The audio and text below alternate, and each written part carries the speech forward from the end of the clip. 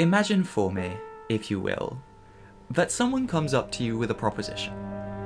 You can pick any one game to forget all your memories of and replay completely blind, with no chance of ever experiencing spoilers until they've already come up within the game. The only question is, what game do you choose? For me, that game is undoubtedly Signalis. And within Signalis, I happen to have a favourite character. Who, you may ask? Although probably not given the title of this video. Why, none other than Itou, the, seemingly, most normal person in the entire game. In fact, this supposed normalcy is the main draw to Issa for me. In a world where every other character on screen is either replica or bioresonant, Issa is just an average girl.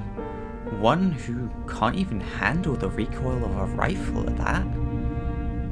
Or at least she was. Spoilers ahead, of course. Please play this game blind. I beg of you.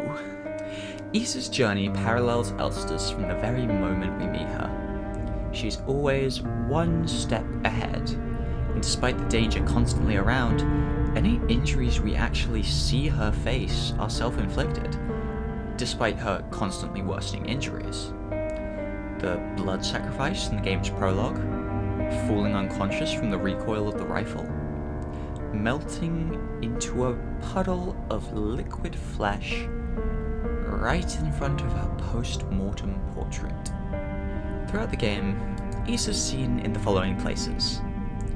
A brief moment of the prologue during the cutscene after picking up the King in Yellow, in the library where you first meet her, on the first floor after unlocking elevator usage from the second, as the first person perspective in the short scene after Adler pushes Elster down the elevator, in a cutscene where she meets Adler, in a cutscene where she stabs Adler, in the New A boss fight, and subsequently left on a bed until awoken, looking in a mirror during a cutscene right before entry to Rockfront, and finally in her family's bookstore, where a scene I dread to remember plays out.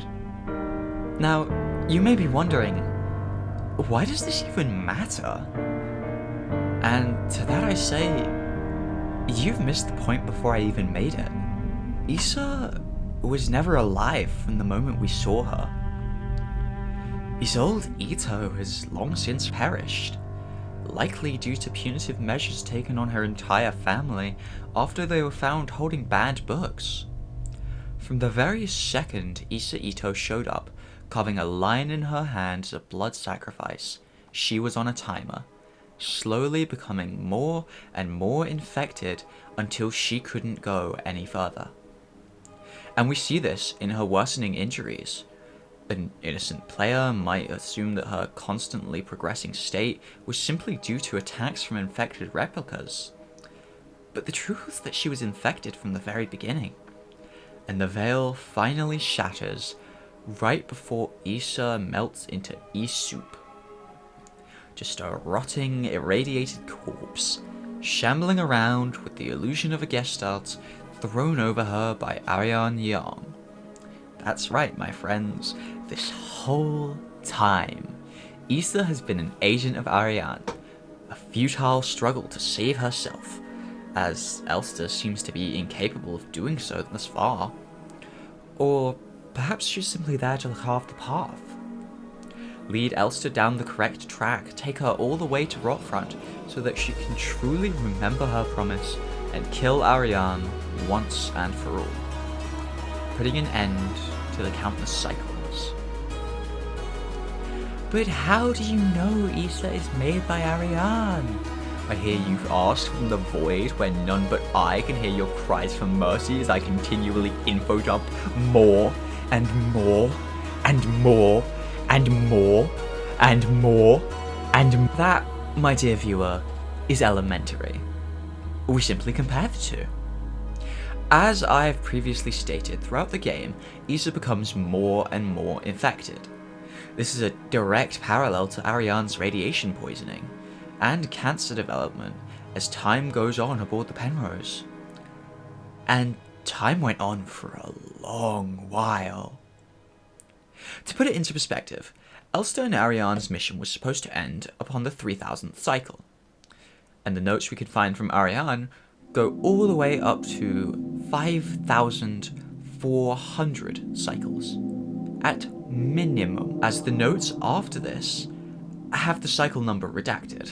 But Ariane lasted this long because she had access to a cryopod, rationed food, Elster 512, and most importantly, bioresonance. Ariane's bioresonance Causes the entire plot of the game and is the main reason she just will not die, no matter how long she suffers for. Itou does not have access to any of these things.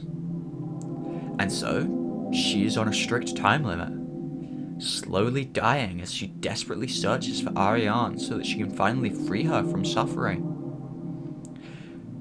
But she never makes it.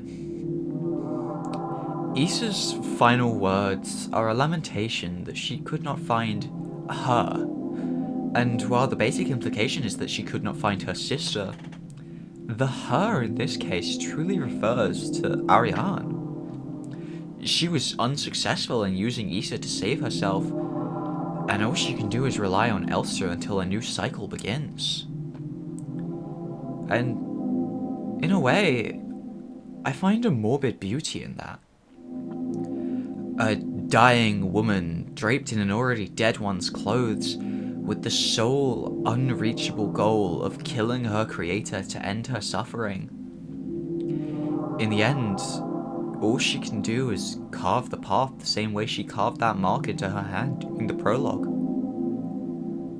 Isolde Itou can never atone for her mistake that day.